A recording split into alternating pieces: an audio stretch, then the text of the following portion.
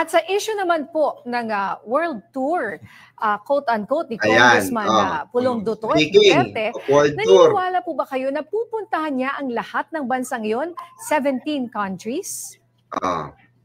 Hindi po tayo naniniwala na pupuntahan niya lahat yon. Estilo lang nila yan para hindi siya matiktikan doon sa mga bansa na talagang pupuntahan niya. Ang maximum siguro na pupuntahan niya dyan, mga 2, 3. No? At so yung iba, panding lang na lang yan para hindi nga matiktikan kung saan talaga siya nalalagi. Pero, ayan mga kababayan, iiwan muna natin si Sentry.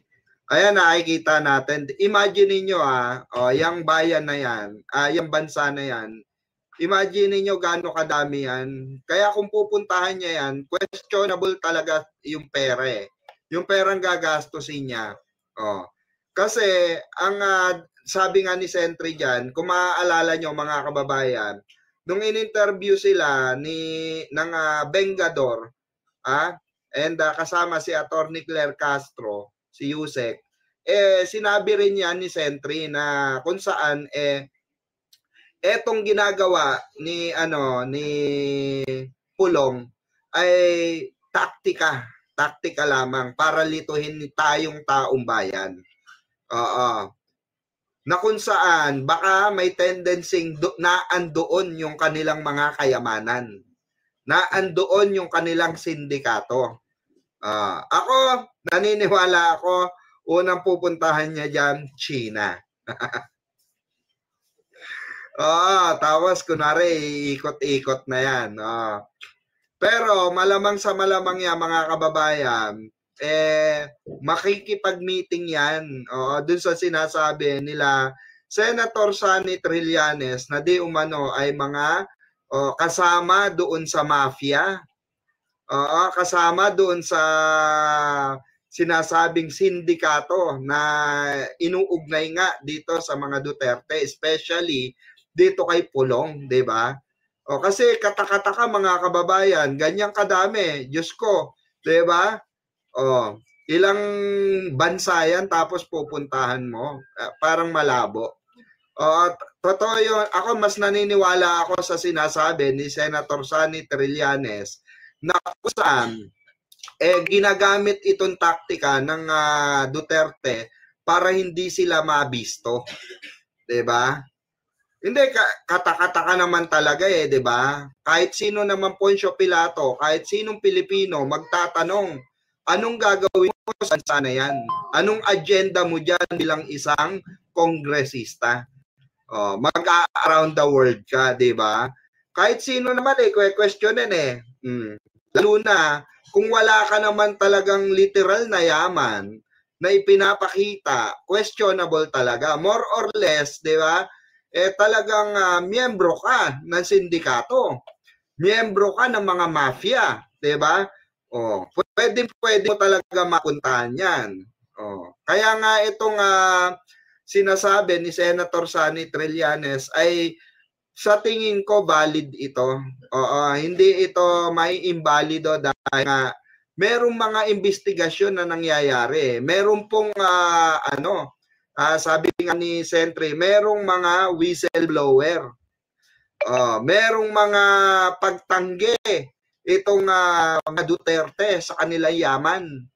Napilit iniimbestigahan ng ating mahal na senador, Senador Sonny Antonio Trillanes, di ba? Tuloy natin. So, mabilis naman makita yung mga flight records. Kaya ultimately, malalaman din kung saan talaga siya pumunta. Hindi naman daw first time po ito, Senator Trillanes, na ginawa ni Congressman Pulong Duterte na last March ba of this year? Ay ganun din. The same countries ang kanyang mga pinuntahan. At pinuntahan ba lahat? Hindi ako sure kung pinuntahan niya lahat.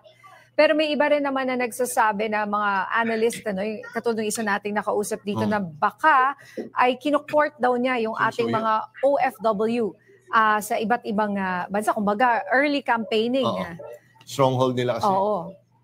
Hindi po ganun. Una-una, itong si Pulong Duterte ay napakagaspang niyan. Baka kung humarap sa mga OFWs yan, mabawasan pa sila ng suporta. At base sa mga insiders natin, hindi yan umiikot sa OFWs. Napakatamad niyan. Kaya dire-diretso yan kung saan yan magbabakasyon or kung may transaksyon man siyang gagawin. Yon! I do not believe na pupuntahan niya yung 17 countries na yan. Mga paninlang lang po yan. At nakita. Diba? Natumbok ni Sentry, mga kababayan. Magandang gabi po sa lahat po ng bagong pasok. Natumbok ni Senator Sonny Trillanes itong plano talaga.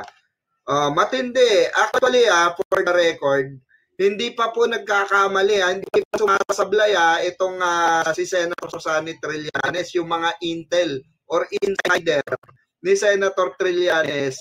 Simula po inimbestigahan niya si Digongyo. Simula nung inimbestigahan niya itong mga pamilya Dutae, 'di ba? Hindi pa po sumablay yan si Senator Sonny Trillanes. Maganda nga niya, imbestigahan din si Magalong no? No, Sentry. Baka mamaya kasabwat din yan si Magalong. Baka naman Sentry, no? No, imbestigahan mo rin. 'Di ba? Kasi kung matatandaan natin, mga kababayan, itong si Sentry nag-start ito ng pag-iimbestiga sa yaman ng Duterte noon time na siya ay nag-decide na kalabanin ang mga Duterte. Okay? Noong tumatakbo si Digongyo. At nung kasalukuyan na nakaupo si Digongyo, 'di ba? Yung matandang gumaganong ganon. 'Di ba? Yung may ketek na sa utak. Kaya ito, mga kababayan, matibay ito na ebidensya itong mga lumalabas ngayon na nasa investigasyon na kung saan ay nabibisto po itong mga kayamanan nila. At meron na nga pong ongoing na parang ipraprocess na itong pagbubukas ng bank account. Di umano ng mag-amang Duterte, mga kababayan. Sino po? Si Sara po at itong si Digongyo. Galit na naman mga DDS niyan. Sigurado. Sasabihin na naman ng mga DDS niyan, oy, puro kayo politika. Puro kayo banat sa mga Duterte. Wala tayong magagawa, 'di ba? Questionable yan Questionable po lahat ang yaman ng Duterte. Natural lang karapatan nating mamamayang Pilipino na halungkatin yan. 'Di ba? Real talk lang. Deserve po nating maintindihan at malaman. Kaya nga pinapaintindi sa atin ni Senator Trillanes kung ano po ang kinakasangkutan nitong mag-aamang ito, kung bakit ganun na lang kalakas, ganun na lang karaming pera, ganun na lang grabe magbayad ng mga 'di ba? Ng mga vlogger, ganun na lang magpakasasa, 'di ba? Sa kayamanan ng hindi naman galing sa kanila. Kasi ako personally, kung ako tatanungin nyo, hindi po ako naniniwala na yan ay yaman talaga nila. Yan po ay sigurado na merong pinanggalingan yan. Hindi man lahat galing sa taong bayan, hindi man lahat galing sa confidential fund, hindi man lahat galing dito sa mga kurakot. Meron diyan talaga. Malakas din ang kutob ko at naniniwala ako sa paninindigan ni Senator Sonny Trillanes, mga kababayan, na meron sindikato na nasa likod niyan. 'Di ba, Senator? Tuloy natin. Actually si VP Sara parang may ni-launch pa na signature campaign sa Dagupan. Yes. Para yata bilang support kay dating Pangulong Rodrigo Duterte. Ano po ang nababasa dito? Actually, may nagsabi na nga na kapwa supporter niya na DDS na sinabi, kaya parang scam na yan yung signature campaign kasi wala namang mangyayari dyan sa signature campaign na yan. Kayo ba nabasa niyo yun? Yung sinasabing signature campaign? Lahat ng gimmick gagawin nila.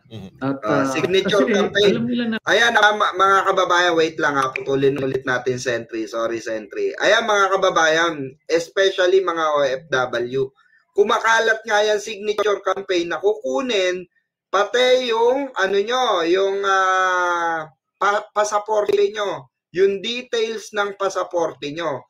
Tandaan nyo po ito, mga kababayan, once na binigay nyo ang pasaporte nyo or information ng passport ninyo, para na rin kayong naglayas.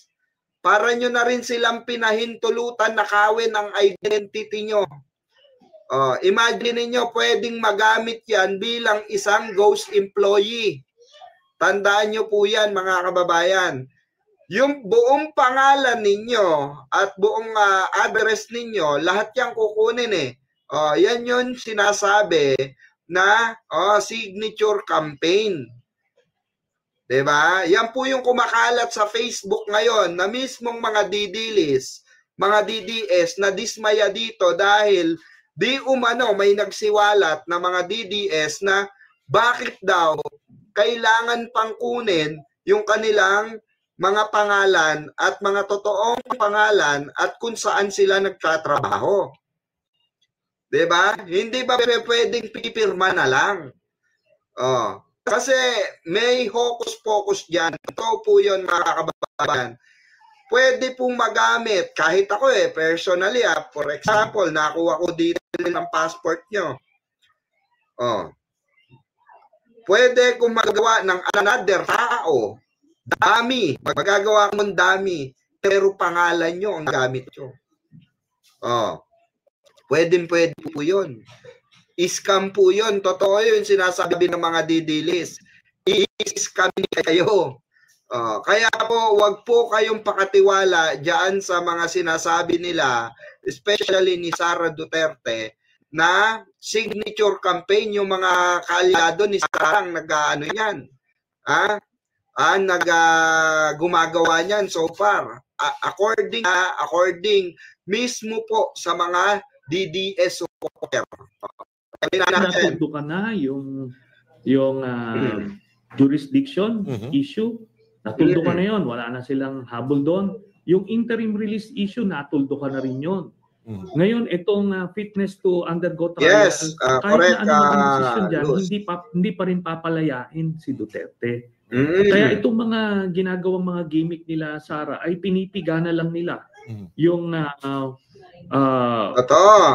yung sympathy ng taong bayan, yung mga suporta nila, para nga magamit nila sa politika. Yun na lang po ang layunin nitong mga magkakapatid na to, para ay magamit na lang yung sa politika, pangalan ng tatay nila. Correct. Balikan ko lang yung 7. Eto kasi yon, mga kababayan, yung totoong reality ng politika. Dahil alam na po nila na hindi na makakalabas si Digong, kaya ang ginagawa nila, I'm sure sinabi rin ni Digong yan, di na ako makakalabas dito, mga anak. Pero pwede nyo pa rin gamitin yung pangalan ko para maawa sa atin ang tao. Maawa sa inyo ang taong bayan para iboto kayo. Kahit mismo si Digong, for sure, siya nagsasabi na gamitin na lang ang pangalan niya. Gamitin na lamang yung sitwasyon niya dahil bakit po? Dahil alam na niya di ba? Alam na niya na abo na siya lalabas doon. Nakagarap po siya uuwi rito sa Pilipinas. Di ba? Kahit ba ano nila diyan, tumbling nila diyan, ano pa sabihin nila diyan, nagkasala ang ama nila. Nagkasala si Digong. Dapat niyang panagutan yan sa ICC. Di ba? Dapat sisigin yan diyan. Di ba? So ngayon, ang tendency, mga kababayan, mas pabor nga naman yun.